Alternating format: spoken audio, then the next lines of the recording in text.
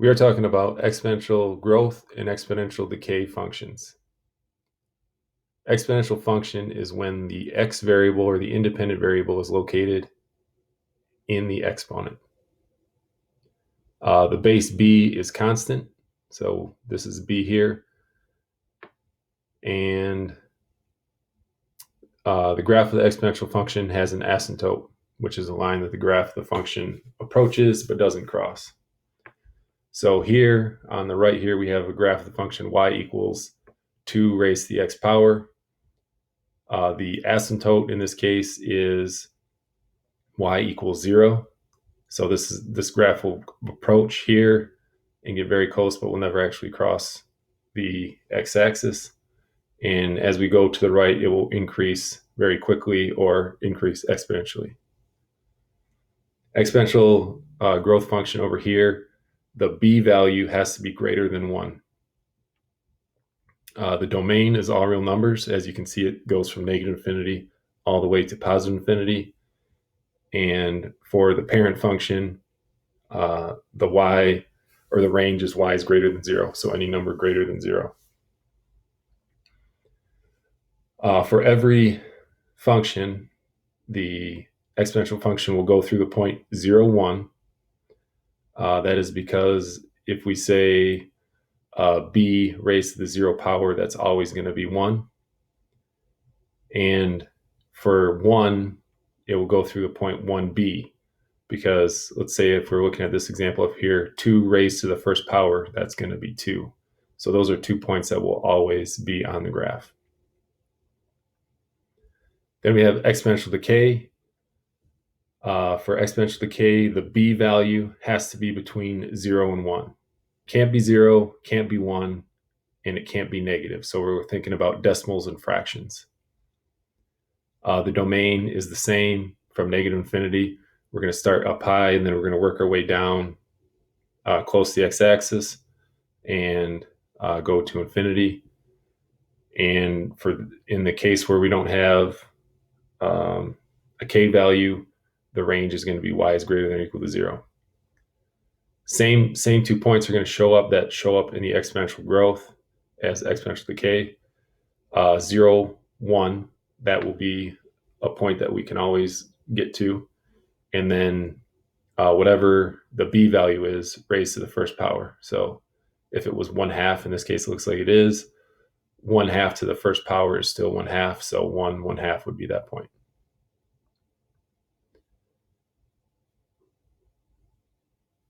So just to recap, exponential growth, they both in exponential decay, they have the same form. Y equals ab to the x. In growth, the a value has to be greater than 0, and the b value has to be greater than 1. For decay, the a value also has to be greater than 0, and the b value has to be between 0 and 1. Exponential growth is going to go exponentially and get very, very high very quickly. Exponential decay is going to start high and work its way and get very close to the asymptote. Translations for the exponential function are very similar to what we've worked with before. The a value is going to be the scale factor, so it's going to stretch or shrink the graph depending on if it is greater than 1, it will stretch the graph out.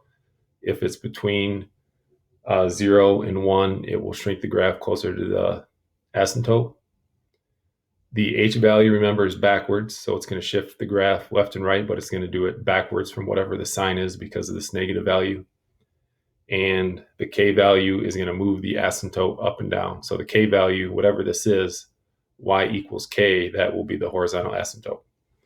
And we'll take a couple of examples. We'll take a look at a couple examples.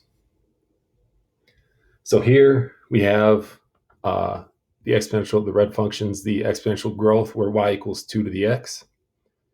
And we can see that we have the point 0, 1. And that is the same point for both graphs, as we can see there. Both graphs go through the point 0, 1. And if we go over to 1 and we go up and see where it intersects, that does intersect at 1, 2 right there. So that's if we raised, if we substituted 1 in for the x, 2 to the 1 is 2, so then the y value would be 2. The same thing where we have y equals 1/2 raised to the x power. So when we think about this one, when we're thinking about 1, we take a look, and at 1 we can see that the y value is 1/2 there. So let's take a look at what happens if we add some a values and some x values in there. So right here we have 2, and we raise it to the x, and then let's say x minus 1. Basically, we're taking this red function up here, and we're going to see how it changes. So I'll shut this blue function off. Now we're looking at exponential growth. We said minus 1, and minus 1, as we can see, it shifts the graph 1 to the right. So here we have the point 0, 1, and then here we have the point 1, 1.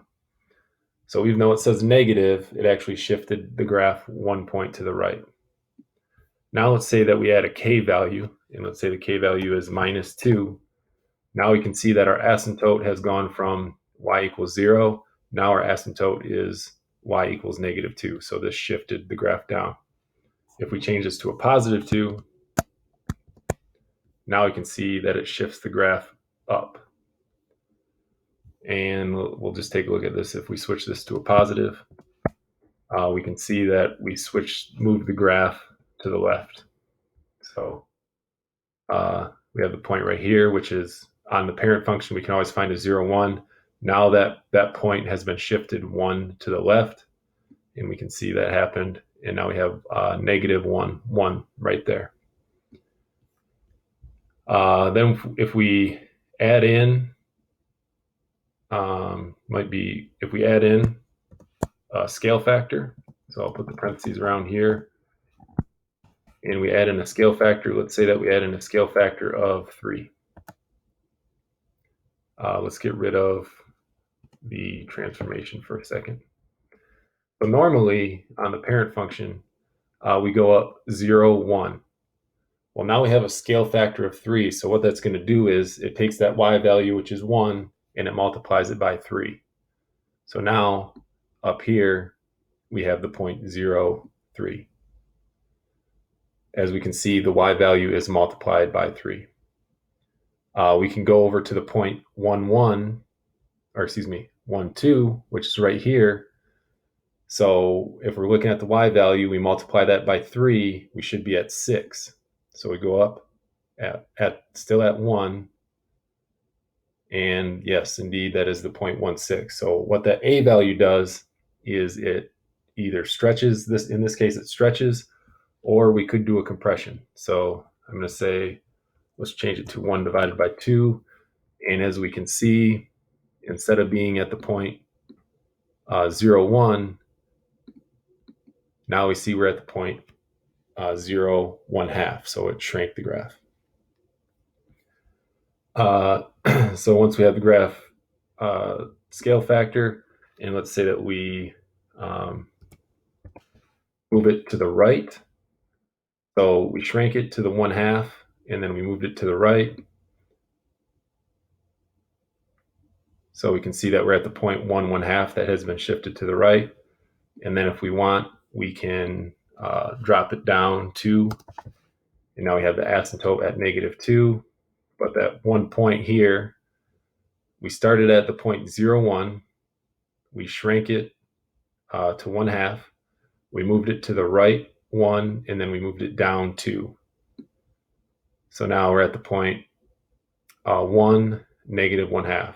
And so we're able to kind of create our graph off of our initial point of